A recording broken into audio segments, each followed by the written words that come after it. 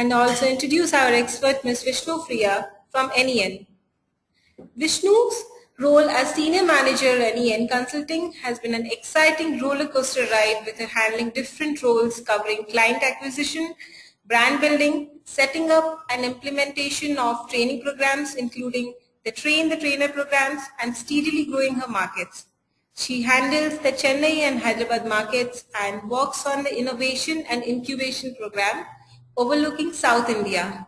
She has already worked closely with student leaders to drive ESOLs to achieve better impact. Before I hand over the floor to Vishnu, here are a few reminders for the students and other audiences. You will all be on mute. You may ask a question by typing in the panel provided. Over to you, Vishnu. Thank you, Adyasha, and good afternoon to all of you out there.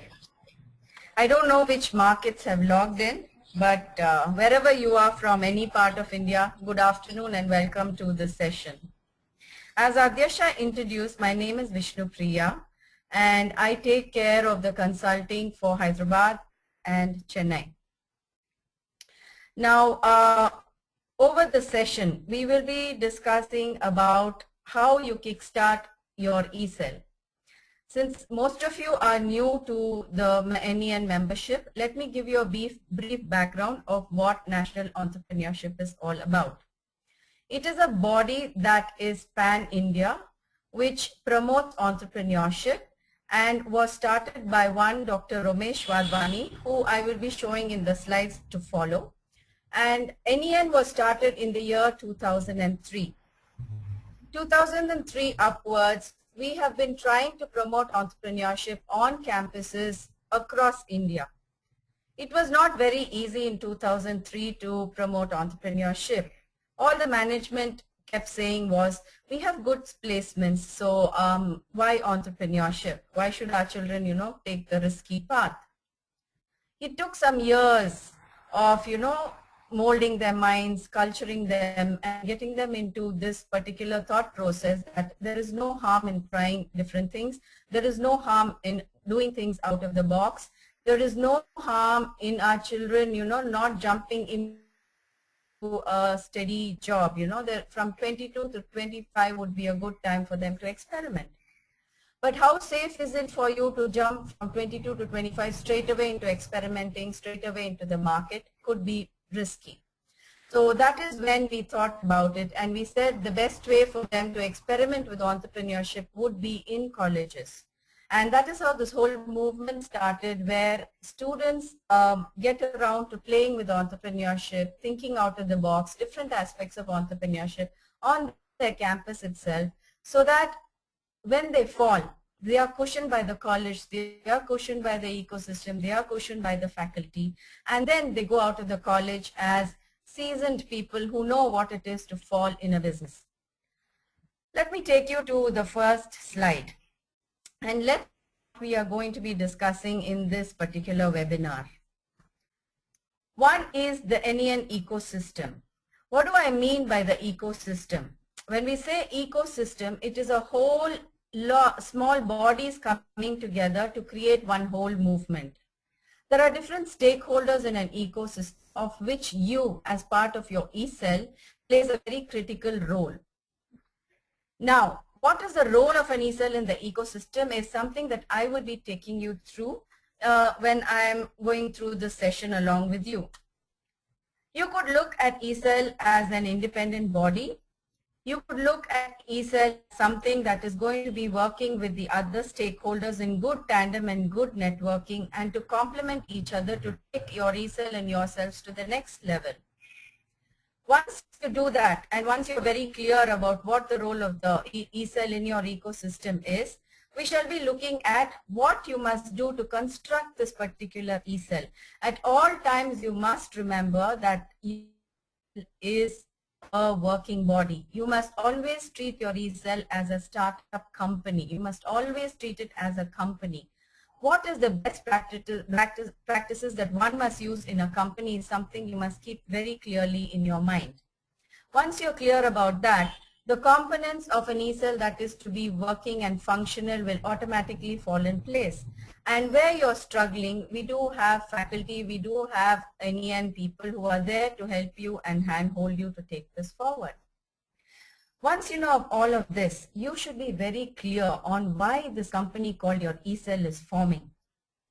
Why are we getting together? What is the reason that this particular pocket of students are getting together when the remaining 3,000 or 4,000 of students are out there in the college doing their own things, studying their own academics? Why is it that this particular lot has come together as one group, as one tribe? What are the objectives of this particular body that's come together? So that is where we'll be looking at the e-cell objectives. Next comes to, we are clear about our objectives. We have formed our e-cell. We have the components of our e-cell all in place. Now, how do we get our e-cell rolling? How do we get into operations? What is our vision and how do we put our operations in line with our vision? So that is something you will have to think and brainstorm about. Once you do all of this and your e-cell starts moving like a well-oiled machinery and it starts running like a well-oiled company, you have your different roles as e-leaders, e-members, the different categories of students who, plug in their different skill sets to run this whole body like a well-oiled machinery. Now, when all this happens, what is the result that you're going to get? There is some result that you should be looking at, right? So what is the result that you are working towards, which is a vision? And as you're achieving bit and bit of your vision, as more and more of your vision actually becomes a reality, how do you measure all of this? I mean, end of the year when somebody comes and asks you, what does your e-cell do? What sort of activities have you done? How many activities have you done? What sort of quality of activities have you done? So what do you have to show to all of them? So you should be having your systems, your documents, your processes to show. And why this is also important, I will tell you when we actually get down to this. After all this hard work, we need to enjoy, don't we? So in the end of the year, we have something called the E-Week celebration, which is a 1 week of activity, 1 week of, fantastic programs, 1 week of fun, 1 week of amazing learning, and 1 week of all that's happened through the year culminating in that 1 week. So this is a pan-India competition, and I will come down to that when we get down to the slides. Now, National Entrepreneurship Network, as I said, was started by Dr. Ramesh Wadhwani. He is the person you see on the slide here. Dr. Ramesh is from IIT Mumbai and then went on to Stanford. Now, when he was in college, he used to ideate. He used to ideate a lot. Every day in the mornings, as he was walking to class, as he was traveling to class, he used to think, what is the next best thing that I can do? What is the next new thing that we can create? So what happened was, as he was ideating, he realized that, hey, some of my ideas are really good. Some of my ideas are really workable. And I love this concept of starting and running something. So that is how he started with his college canteen, which was the IIT canteen. And once he started that, he brought in a lot of twists and turns in the way it was running. And by the time he was ready to leave the college, he was running a high growth, high profit making business. So Dr. Ramesh said, okay, this is quite nice and probably this is what I want to do in life. So he played around with entrepreneurship in college and realized this is where my heart lies. So as he left college, he sold the business and went on to Stanford and acquired more skills. So right now he's in the Silicon Valley and he believes that students in India have a lot of, have a lot of talent, have a lot of skill. What we also realized is it's a lot theoretical. So where do we bring the entrepreneurial, the experiential component to it? So then he decided, this is the time, this is the place, there is the opportunity in India. So let's go ahead and spread entrepreneurship in colleges. Let's spread experiential learning in colleges, and let's get them to think out of the box. So that is exactly what NEN does. And that is what consultants do when they come in and handhold you people. So what is the vision? Even we have to have a vision here. And vision is what you are all about. You are NEN. Please understand that you are the body. The actual NEN is a small team of 30-35 people. But who runs the whole show is you. So you are NEN and this is your vision. What is the vision? It is to create millions of high-value jobs in emerging economies. And India is, believe me, rich in opportunity. And once these entrepreneurs make a start, we need to create and support these potential entrepreneurs. It is not so easy in India for entrepreneurs to be doing their things. It was not easy some years back, but compared to some years back, it has become much easier now. And with the ecosystem that is existing now in the market, wow, it is a space for entrepreneurs to be in. Next is, as we are coming through to your colleges, the capacity in the college should be built.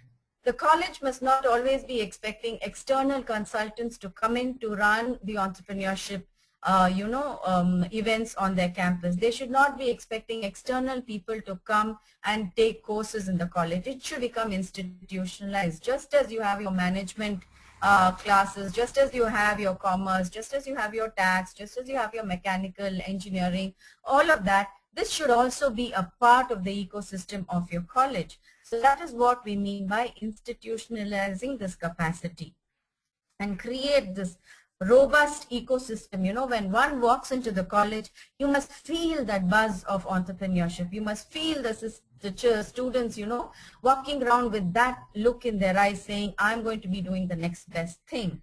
So what is the final underlining thing is create impact at scale. When I say scale, I mean big scale.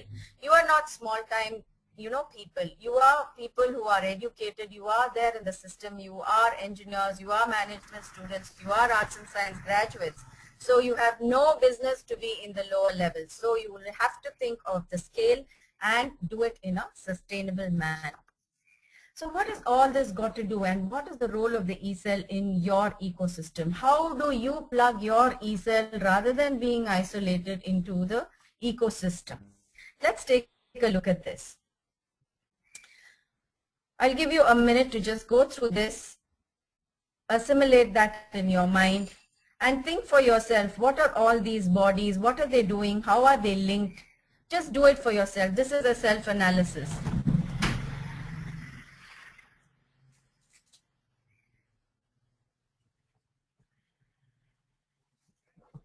Right. So if you can see that little blurb down there below with the red figures, that is what you are. That is the body which comprises of the student e-cells. Now, how do you form an e-cell in a college? Once the college becomes a member of NEN, the consultant, NEN consultant comes to your college as an orientation session, and all the students who are interested come into the orientation session. Now, out of orientation sessions, most of them come to know, you know, this is what I want to be. I want to be a part of the body. There are many, you know, clubs in the college. You could have your NSS club, you could have your art club, you could have your theater club. This is not a club, it is a cell. So please get it that this is a cell and people who are here want to belong to the cell. Now, who are these students who come into the e-cell? What do they comprise of? They would comprise of students who want to become entrepreneurs. They would comprise of students who just want to be there to feel the entrepreneurship buzz. It would comprise of students who are just curious to see what it is all about. And we have students who are coming there just to experiment and see, is this where I belong? So you have all these categories here.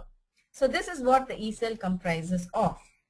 Now, how far can an e-cell go if it is not linked to all the other bodies that you see on this slide?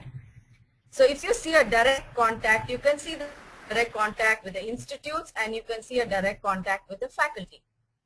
So these two bodies are the ones who are going to help an e-cell scale to the next level. Over 6-7 years, we have watched e-cells, you know, where the faculty are not so active. They just continue doing ground level activities. They are never able to scale up. But where you find, you know, a strong faculty, you will see that the e-cells are scaling up very fast. Permissions are being got very fast, you know. So faculty are able to talk to management and get permission for the higher level activities from the management. Now comes the management. Why is the management so important?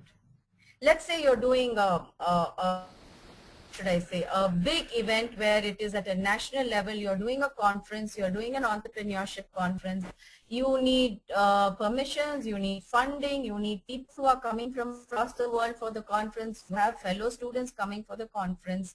So unless the management is okay with all of this, it's not going to happen. You cannot do it at a student level, nor can you do it at a faculty level. So it's only when the management steps in, when you institutionalize the ESL with the management, this is going to happen. So we have the institutionalization happening, we have the faculty. Now, what sort of faculty should come into this particular program? So you need to let us know, the management needs to let us know that we need faculty who are totally out of the box. We need faculty who have a global kind of a thinking. We need faculty who can think beyond their books. So you need to tell us, this is the faculty who would fit the bill. You need to tell the management, this is the faculty we would like taking us forward. So if you have 2 or 3 faculty, nothing like it, you know. You have 3 faculty, it's a very powerful body. So each one complements the other, given the fact that faculty have a lot of work to do and they have to balance academics and the ESL work and all of that. It is always good to have 2 to 3 to help each other up. So this is the immediate ecosystem that you're going to be in touch with. Fine. So now you're having this big conference happening, which is global. So who makes up this big conference? Who are the people who are going to make up this conference? It could not end up with you, the faculty, and the management. So you need people in the world. So who are these? If you can see that lot in the blue, they could be the experts. You know, you bring in experts from across the world. And these experts could be professionals, they could be entrepreneurs, they could be funders, bankers, VCs, angels, your fellow people who have gone and become entrepreneurs. Anybody could be these experts. People who are teaching courses could be these experts. So you need to network and plug in with this particular pocket. And then the other pocket would be the alumni club, if you can see over there. That is a very, very, very important pocket. So one of the main jobs for the ESL would be to get your database of your alumni. And you will not believe, they are surprised and shocked that their alumni are all over the world, and all the alumni are ready to connect back to their college, and entrepreneurship excites all the alumni. So they are ready to come and help in terms of knowledge, in terms of webinars like this, you know. So if you have an alumni working in the Silicon Valley, he or she is more than happy to have a webinar with you all and take things forward. And they're ready to come in with funding. So most of our ESLs, when they reached out to the alumni, they got into a bit of a shock to think that here is so much help and we've not been, you know, reaching out to these people. So when you have all these stakeholders in the game, so probably the people in the purple color, now all of this is done. So somewhere along the way you started your innovation lab, you started your incubation lab, and you have a lot of projects which are looking at funding. So probably that would be the government. You need the government body to come in and give this sort of funding for your projects. So you need to also bring in government into this particular network. So I hope you're able to understand how each one is interrelated to each other, and it is very difficult to coexist and to be without any coexistence. If you're working on your own, you're in isolation. So when you have all these bodies, if you can see this orange blurb in the middle, which is the NEN Trust, which is the 30 of us, who are 30, 40 of us who are here. We are happy to be here in the center, linking all of you to the ecosystem. So our request is, please tap into us. We have come as an opportunity. NEN is all about looking for opportunities. So please look at each of these bodies as an opportunity and how you can utilize this opportunity for your own benefit. Yeah, I always say, as students, what is it that's going to make you stand apart? Out of the thousands and thousands and lakhs of students coming out, why should you be standing out? Why should you be the one that is getting the interest of a company that is coming in to take you in? So think about it and think about how entrepreneurial you are going to be. So after all of this, and you know the importance of being in an ecosystem, let's take at how your ESL works. Let's look at your ESL in detail. So here we have how your ESL works. Yeah, take a look at it. Right. So here we have the beginners.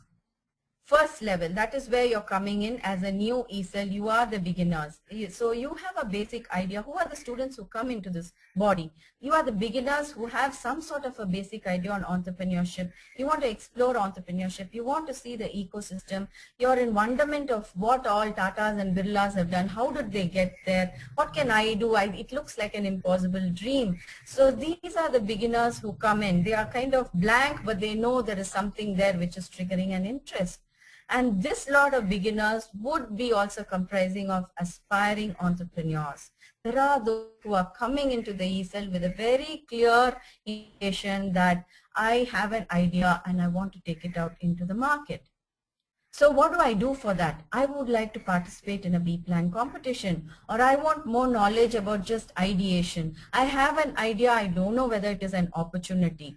Probably the opportunity is good. I have 4 ideas. Out of the 4 ideas, I don't know which is the best idea. So you have students, coming up with all these in their minds, but they know entrepreneurship is something they would like to dabble in during college days. End of the college term or end of the ESL,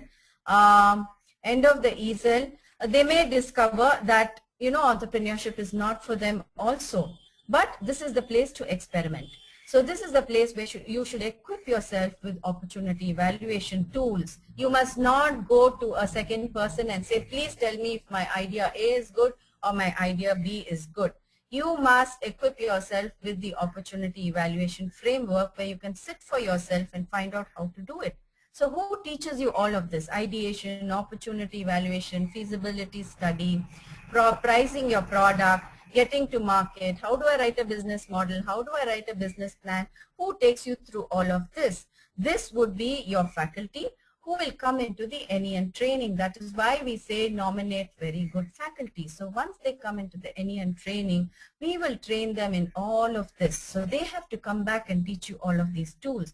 And you've got to make sure they come back and teach you all of these tools. If you're curious about what happens in the NEN programs, please reach out to us and say, we would like to know what training our faculty underwent. We would like to get these sessions for ourselves. So if you give us what they went through, we will also structure a program so that they can teach us. So this is how the faculty ESL relationship should grow. It should not be just an activity-based, ESL.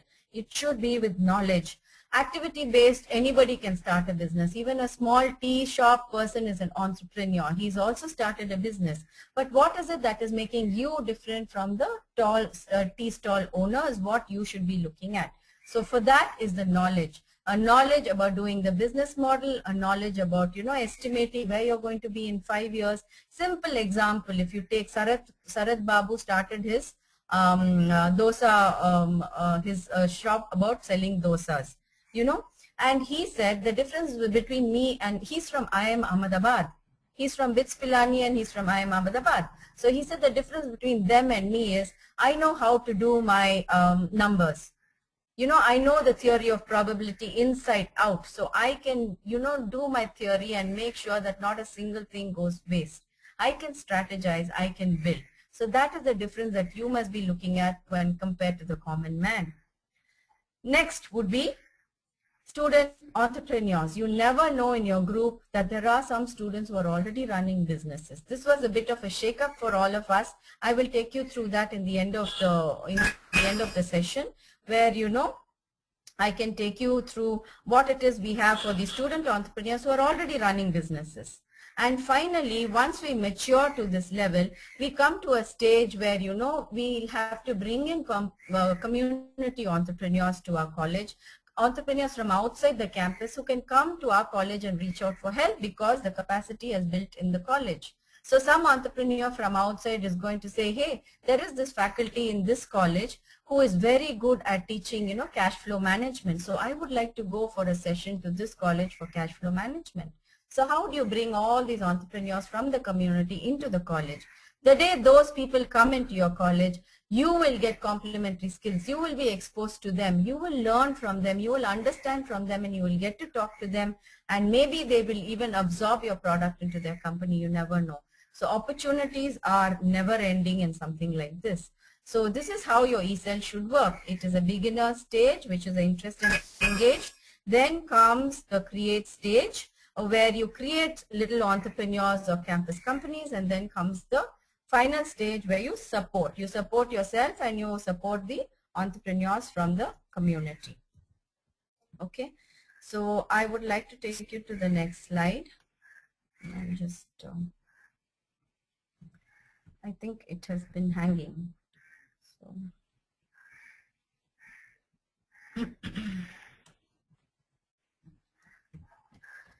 Adyasha, I think it's hanging.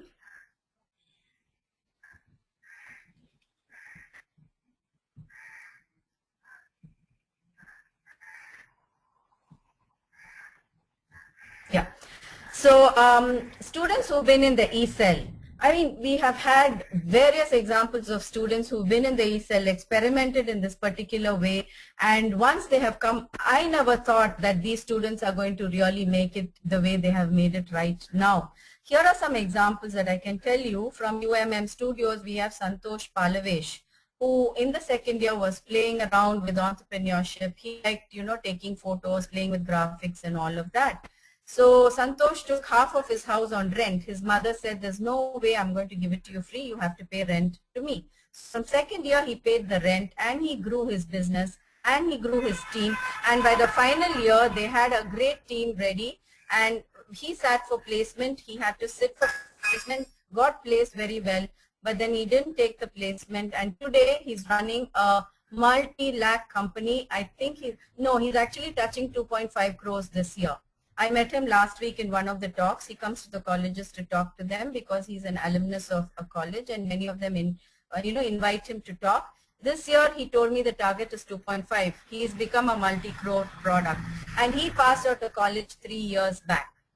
And he's got 3 companies and he's got presence in 7 countries. So what started as a small game for him has now become big. Raw energy is something that is happening in of engineering. So Lemon Ivy in the first one is the name of their e-cell. They always refer to their e-cell by the e-cell name. They say, manager Lemon Ivy, documentation person Lemon Ivy. And so next is Raw Energy, who deals all with energy. It's a campus company. Now their clients are outside. So he goes and does energy solutions for people from the market. So I think this college has about 8 to 9 techno campus companies, and all have clients out of the college. They are generating money and nobody is going to sit for placement.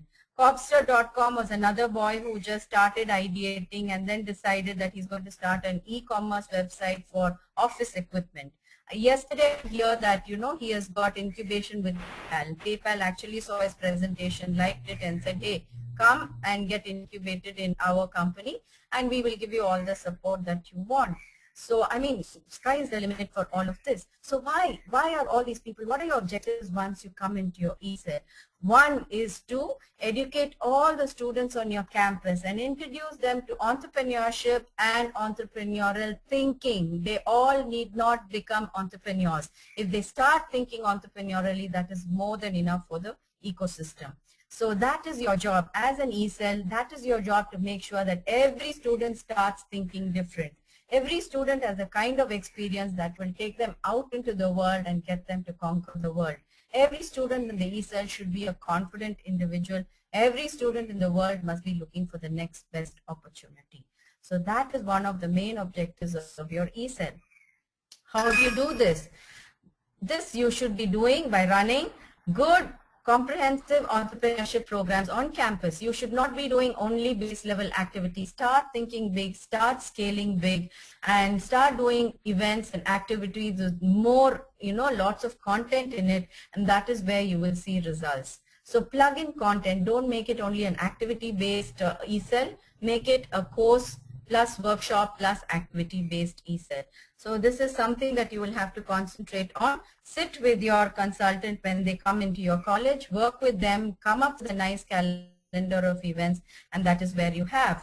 Objectives is to identify aspiring entrepreneurs, students with ideas, and introduce them to the community. You remember the community we spoke in the previous slide? Yes, all of you should be plugged into that community. And advanced programs, courses, workshops is what I touched upon. This you should do. Make dreams a reality. We've seen so many dreams turn to reality, so I'm not just talking off the cuff. I mean, tell you this. Okay, so when your consultant comes in, be aggressive, ask your NEN consultant, ask your faculty and say, this is what I want, this is what our ESL wants, give us this. Believe me, we have enough and more stuff to give you. And once you do all of this, make sure it doesn't fizzle out. It has to sustain, it has to be institutionalized to sustain. So when the faculty leaves, the ESL must not die. When one batch of the ESL moves to out of the college, the ESL must not die. Okay?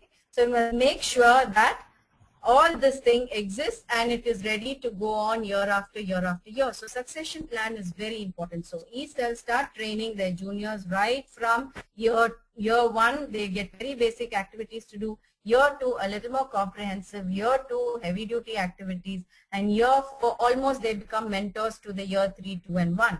So that's how it should work. Yeah. Now, in other words, what must you do is start a movement. This is a tribe. You need to start a movement of entrepreneurship and entrepreneurial thinking. Okay, so the kind of events that you do will mold the whole group into one way of thinking. The kind of entrepreneurs you bring in to share stories will actually carry this movement forward. So keep this in mind and start a movement. Now that you started a movement, how do you operationalize this whole movement? Is you have your clear visions and goals. You recruit the best of talents into your ESL. Automatically, when it's entrepreneurship, students and faculty who want to make a difference will come in. So usually you will find totally out of the box people in. So most companies, when they come, go straight for the e-leaders and the ESL students. They say, can we interview your ESL students? Because they know these students want to make a difference. So when they come into their company, they know these students are going to change the company into something else. So they're looking for students like that. So take care and make sure you hone your skills to that. And that can happen only with sustained activities, programs, and events for the whole year. And then institutionalize it to make sure that it does not die out, and then plan ahead for the year that's coming forward. Now, categories of activities for a new ESL. As a new ESL, like I said, there are 3 stages: interest and engage, create and support, and create. So in the interest and engaged, what you should have this year will be a lot of inspirational talks, my story sessions. So make sure you have at least 12 my story sessions once a month. If you can do beyond that, fantastic. And then have a lot of movie screening, motivational video screening. Believe me, that has so much impact on a new ESL. And then you have your documentary, inspirational movie screening, motivational talks. Get a lot of people who've been there, done that. Not necessarily, people who've always been successful. Also bring in people who have failed in their businesses. Believe me, the learning there is much more than bringing a successful entrepreneur. Don't look for big branded people, because they've been there, done that, they've been successful. They'll come and give you a very practice story. Bring someone who is actually in the motion, going through the motion, struggling, doing things. Bring that sort of a person into it. So it all starts with idea generation, like the way it started for Dr. Ramesh Wadhwani. Generate your ideas and keep on generating ideas. That is the first step to everything. And learn your opportunity. These 2 things, idea generation and opportunity evaluation, if you make pakka for yourself, you're good to go, right? And then you can move on to the next level where you've ideated, it's a good opportunity, and then you say, okay, let me look at other aspects of what I want to do with it. So you should have a bit of finance knowledge, and how it is being taught in the NEN methodology is we have small little caselets. We use different pedagogies for teaching. We have quizzes, we have games, we have exercises, we have case studies, and we just have practical learning where you go into the market and do it. So if your faculty learns good enough and comes and implements good enough, believe me, the journey. And then you come down to understanding a business. So you are in a bit of a mature state. Then you come into understanding a business model and then writing your business plan. You cannot go to a business plan without understanding what your model is, because business plan is all about financial forecasting. And how can you forecast your finance if you don't know what your model is? Am I centrally, if I'm starting a cooking or catering unit, am I going to centrally cook and then send out into the market, or am I going to outsource and bring it in? What is the transport cost? What is the supply chain management that I have to do? So this is a business model. Unless you know your business model, you cannot estimate what finances you're going to run into and what your business plan is going to be all about. So I hope you're clear up to now. And then once you do all of this, that bug eats you, the bug of entrepreneurship. And that is when comes the create level, where you start small little campus companies, experiment in your college, run a company for like 1 week, run it for 2 days, have, entrepreneur games for a day or two, see what can happen, see how you actually experience entrepreneurship. And then it leads on to students actually trying their hands with small ventures. We've seen students who've made capital out of their campus companies start student ventures, So Enchanter is someone who used the campus company game to get his capital and started his campus student venture, which is called the Enchanter now. So, I mean, lots of things can happen out of this. So this is the second level. And finally comes to the create and support level. So what does this campus company do is provide real world experience, a practice ground for students who are, toying with the idea and want to start ventures of their own. And these are the benefits to students where you learn all of this. I think I have covered all of this in the previous sessions. Take decisions. Since you're doing activities again and again, you will be able to take decisions about your entrepreneurship career. Is this for me? Is it not? So here are some examples of campus companies that we have. This Joy Kit was started by students of MOP, and now I think they've started sourcing it to the external market. We have the Lakshya Health Club. Yeah, take a look at it, read it for yourself. Yeah, these people help in organizing business training, fitness trips to students and all of that. The next one is Utah. I mean, there are so many that we can showcase, but for lack of time, you can all log into NEN online and check out whatever information you want from there, right? We have Fabrica. It's a corporate merchandising, corporate gifts and promotional products company. It's into retail. So look at their initial investments and look at the revenue at the end of the program. This is what they are making. They've come to 80 lakh in terms of revenue. So these are all campus companies. Yeah. So here is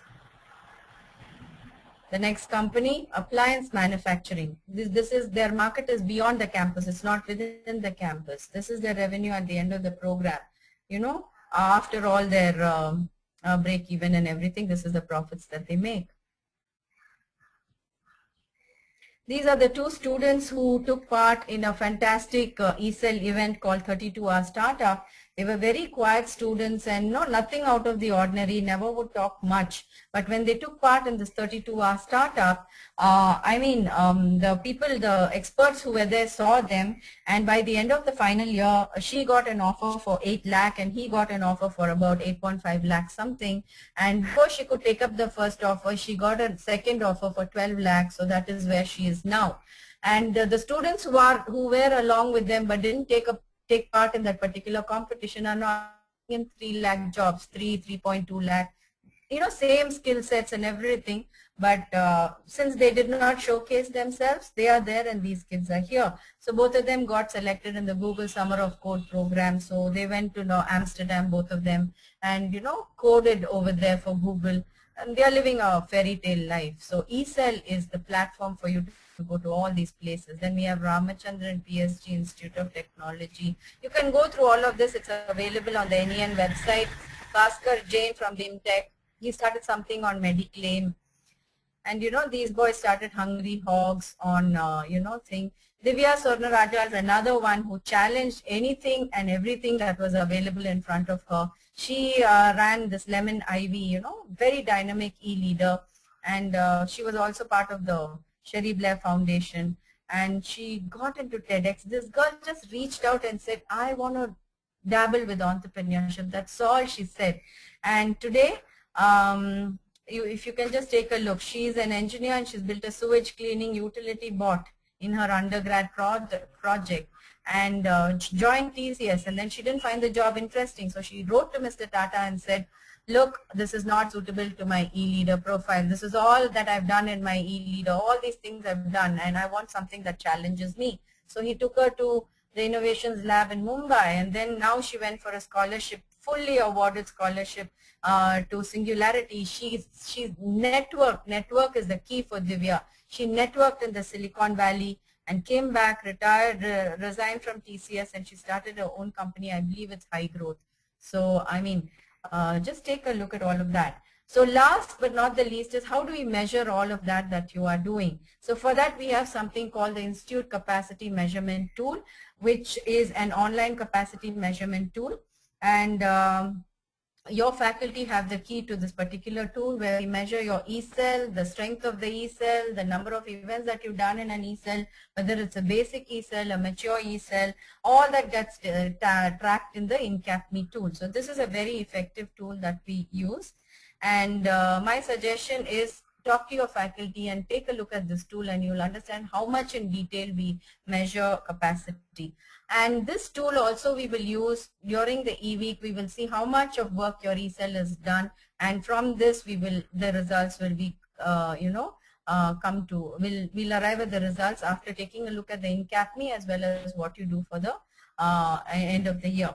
So end of the year, what happens is, like I said, we celebrate, and this is all about the e-week celebration, and going to happen regionally. So each of your regions, north, south, east, and west, is going to have this huge hangama of e-week celebration. So please gear up for all of that and be ready for that. And then we have Student Startup Showcase, which is the Tata First Dot, which is happening in the month of February. So nominations are starting for that. Let me just take you through the Tata First Dot slides very quickly. So this is the Tata First Dot powered by NEN. This started very small by the e-cells of Chennai, who are very networked together, and they said, let's showcase our friends who are running businesses, but they're getting slammed by parents saying you are going to college to study, not to do a business. And when they go to college, the faculty say you're here to study, not to do business. And when they go to the business, they're struggling with their businesses themselves. So why don't we honor these students? So First Dot is all about honoring students with running their own businesses and studying. Please take your notebooks and pens and note down these links as I'm telling you.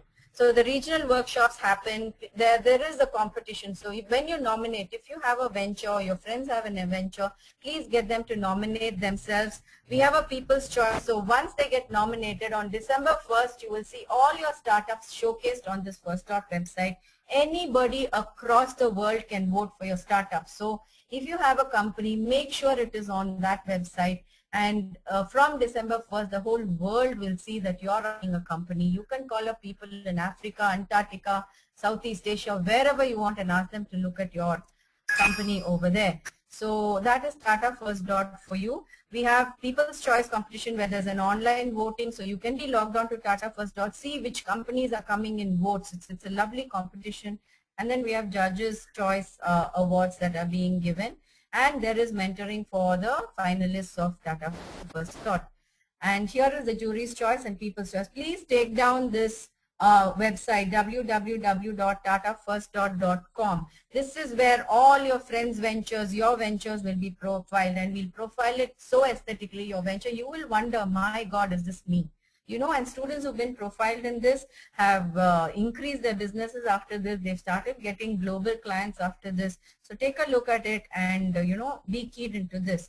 Voting starts from December 1st. So all your profiles will be up by December 1st, and voting starts then. So start working on it, guys, girls. And 5 ventures with the most number of votes win. And you can go around, canvas for your voting. You can do, panel discussions, you can have car rallies, you can do whatever it is that you want. Then we have the online mentoring and the follow-up.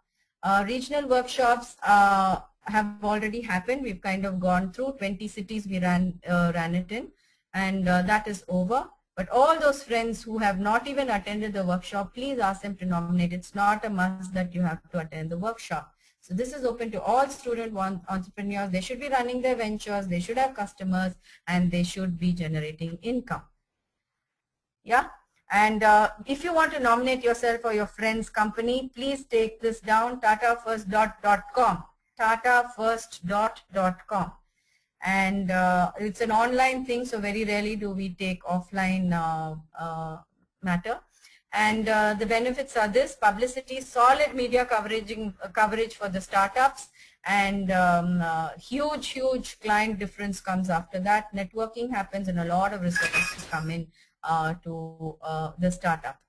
So nominations already happening. Let's see how many your markets can bring in. Workshops are completed. The contest starts December 1st. The conference happens in the month of February. We have not fixed the date as yet, and it's happening in Bangalore. It's a 2-day event which is happening in Bangalore, and the winners get mentoring. So this started in Chennai, and today it's grown into a huge event. And we had got 60,000 people who voted for startups, and they voted from Ethiopia, Africa, Sudan, Dubai. I mean, students were so happy to see people all over the globe voting for them. And it's a lovely program, so make sure you and your team come to Bangalore for this. So that is the end of the Tata First presentation. Now I'm throwing open the floor to the audience. You can give your questions now. You can type in your questions now. Adyasha, can you work this for me, please? The floor is open to the audience. Please type in your questions. Yeah. Guys, if you have any question, please type that. Okay, so we also have a regional meet that happens in every city. So you're welcome to join together, network as a team, and then, come work on some big regional event that you want to do on your campuses, in your markets. So here at NEN, we'll be happy to network all of you and get you into, these particular regional meets that are happening. Vishnu, would you be interested to share some examples of regional meet that can come up? This can help them gather some ideas how ideally should be in regional meet. Sure. So I can share the experience of what's going to be happening in Hyderabad. We have this body called the ALEEP, which is into, women's manufacturing industries. So all students of Hyderabad, of all the ESLs, are coming together to have a regional meet for this particular manufacturing industry showcase. And that is going to be happening at a big level. So all the ESLs are coordinating to work on an event like this. So they have different stakeholders who are involved in this, which includes people from ALEEP, people from the government who are ready to fund an event like this. They have students and ESLs from different colleges. They have faculty from different colleges coming in. They are reaching out to tier 2, tier 3 cities in and around Hyderabad. So that is a good regional event that is happening. In Mumbai, we know they are tying up with a government body, and they are going to be with the EDI. The EDI is coming, and EDI wants to have a regional event in all the 4 corners of India, so north, south, east, and west. So the regional EDI meet along with NEN and the ESL leaders is going to be happening in these 4 places. So all the ESLs are working for that, and they're the faculty and the NEN consultant over there. So big regional events are happening. And also, Vishnu, can we speak about E+ workshops that you have shared with us recently? Which one? E+ workshops you have shared with us recently, right? The Savita Engineering College. That's right. So what's also happening is now all the ESL students, all the e-leaders, all the student ventures are becoming big on their own. So now exclusive events are happening only with students who are running their ventures. So the chief guest is a student venture. The mentor is somebody who has been in the ESL and passed out, about a year back. And the panelists are student ventures. The moderator is another ESL student who is an alumni, and she is working in a startup company. So that is something that that's a fantastic event that happened. So if the ecosystem is good and vibrant, you have enough and more student entrepreneurs who can make up panels, who can be the moderators themselves. So that is happening very well. So that is happening, I think, at Savita College of Engineering. And that's a good ECEL showcase, and that's also a Tata First Dot event that the students are doing. So I think out of that, 6 new campus companies came up. So I think they'll also be nominating themselves for that. So that is one thing that's happening very well. Okay. Vishnu, we have one attendee raising his hand. Dinesh, I'm Yeah. unmuting you, Dinesh. Yeah. Please go ahead with your question. Can you hear me? Hello? Hi, Dinesh. Yes, Dinesh, I can hear you. Can you hear me, Vishnu? Yes. Yes, I can, Dinesh. Vishnu? Hello? Yeah, yeah. Hi. Can you hear me, Dinesh? Yeah, I can hear you, Vishnu. Can you hear me? Yeah. Yes, yes, of course Okay, I can. Yeah. my question is, how many number of persons can be registered for a startup? It depends on the team. We have teams with single people who are registering for a startup. We have teams of 3 who are registering for a startup. We have a team of 11 last year who registered for a startup. You know, but there will be an audit that goes on. So we will do an audit of the team, the company, and all of its finances and everything. So there is no number to it. Okay, one more question. Can my student startup be registered under MSME registration or any other SSI registrations? Can you just identify your college and the area you're from? My college is in Tiruvallur. It's Pratyusha Institute of Technology and Management. 2 weeks back, I met you in MOP Vaishnav College. Do you remember me? That's right. Yes, I do. Pratyusha. Yeah. Yes, I do. Yeah. So tell me, I didn't get your question. Can you repeat it, pardon? Questions. Okay, my question is, my startup or my student startup, can it be registered under MSME or any other SSI registration under Government of Tamil Nadu or India? Will that be accepted by Tata First? Yes, of course. They are registered companies, right? So they could be registered anywhere. It could be a registrar of companies, it could be a public limited, it could be a private limited. Of course, yes. Even more authentication if it is registered. Okay, okay, thank you. Okay, Vishnu, I think we are done. I don't see any more questions now. We have, I think, another 2-3 minutes left. So, guys, girls, don't waste the time, don't waste the opportunity. If you like the webinar, please do type it in. If you would like more webinars, please type it in. Yeah. We would also like to request you all to share the list of attendees of this webinar with us. Apart from, like, we have the names from only one participant, maybe faculty or student from an institute. So if you have more than one participants with you in the room, kindly send us the details. Okay. How do you want these details to be sent, Adyasha? You want it on an Excel sheet or how is it? Yes, it should be an Excel sheet with the name, contact details, like that is phone number and email ID along with the institute's name. Okay, and the year of passing out. Yes. Four criteria. The name, yeah, name, your personal name, name of the college, your email ID, your contact number, and the year of passing out. Yes. Five actually. Yes. You can send it to adyasha@nenglobal.org. Can you note that down, please, audience?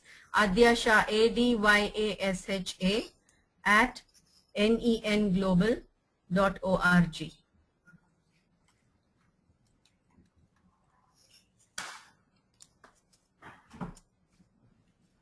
Thanks, Vishnu. Thank you very much, Vishnu, for that interesting session. Thank you to all our attendees for participating in the webinar. We are really glad that some questions came up. Please do send in your feedback and any suggestion if you have to adyasha@nenglobal.org. I repeat, it's adyasha@nenglobal.org. Also, if you found the session interesting, feel free to blog or post about it.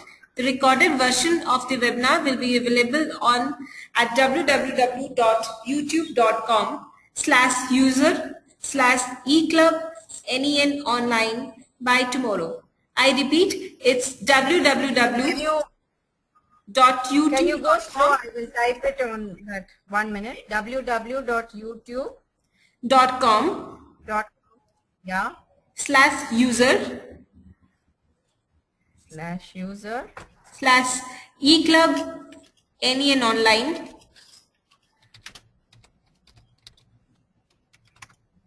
Yeah. That's it, Vishnu.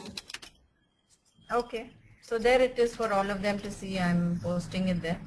Yeah, it will be up by tomorrow.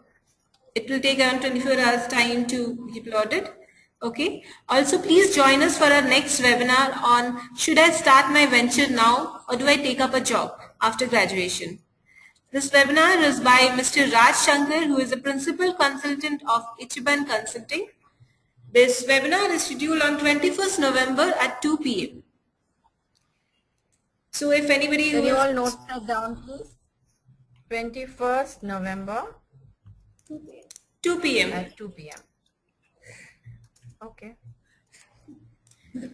Thank you so much. Should I start my, what is it? Should I? Just a moment, Vishnu. Should I start my venture now or do I take up a job after graduation? It's basically for the students who are who has some plans in their mind to start up their venture but are a little confused whether it is the right time to start or they should really take up a job, accumulate some money, have some experience and then get into a job. Okay.